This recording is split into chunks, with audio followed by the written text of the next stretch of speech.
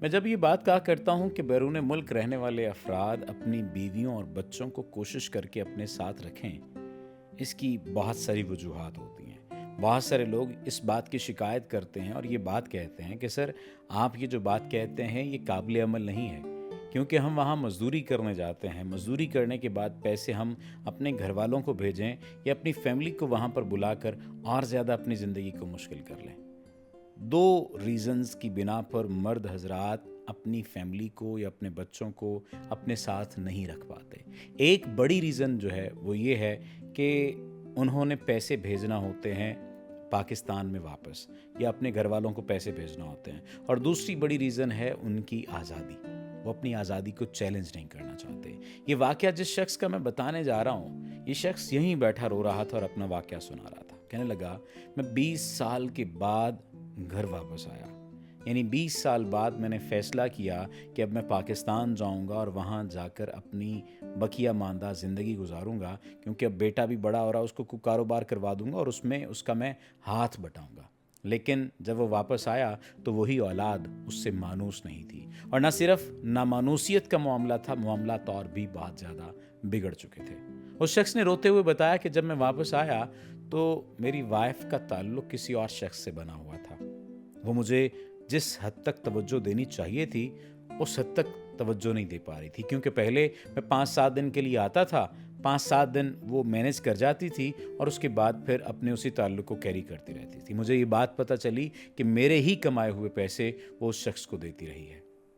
معاملہ یہاں تک نہیں رہا، بلکہ اس نے مجھے 20 سے 25 دن بعد کہنا شروع کر دیا کہ ہم دونوں کی آپس میں بنتی نہیں ہے، ہمیں ایک دوسرے سے علیحدہ ہو جانا چاہیے، اور اس کے پیچھے محرک، اس کے پیچھے بڑی وجہ وہ اس کا ایکسٹرا میرٹل افیئر تھا۔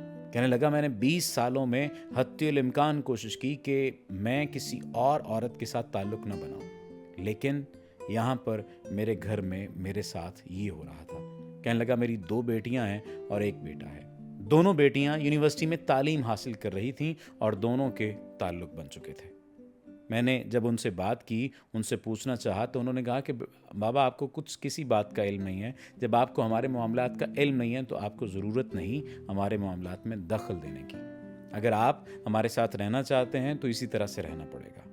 کہنے لگا، مرتا کیا نہ کرتا، میں خاموش ہو گیا۔ ایک دل میں یہ بات تو یہی آئی کہ ان سب کو آگ کر دوں، ان سب کو گھر سے نکال دوں، اور پھر دوسرا معاشرے کی لان تان تھی کہ اس نے رکنے کا نام نہیں لینا تھا کہ یہ تمہاری تربیت ہے، یہ تمہاری اولاد ہے، یہ تمہاری بیٹیاں ہیں، تمہاری بیوی ہے، اور یہ تمہارا بیٹا ہے۔ اس لیے میں خاموش ہو گیا۔ اور اس کے بعد کہنے لگا، میں بیٹے کی آپ کو حالت بتاؤں، اسے صرف اور صرف گیمز کھیلنے کا شوق ہے، اسے زندگی میں کچھ اور کرنے سے کوئی غرض نہیں ہے۔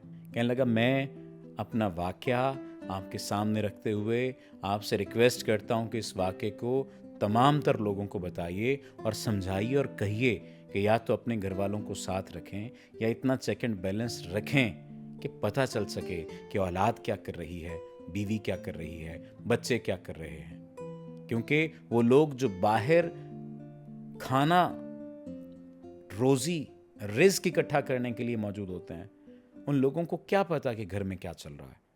اور بیوی اگر وفادار نہیں ہوگی، بیوی اگر محبت کرنے والی نہیں ہوگی، تو پھر آپ کا سارا کیا ہوا اس پہ پانی پھر جائے گا۔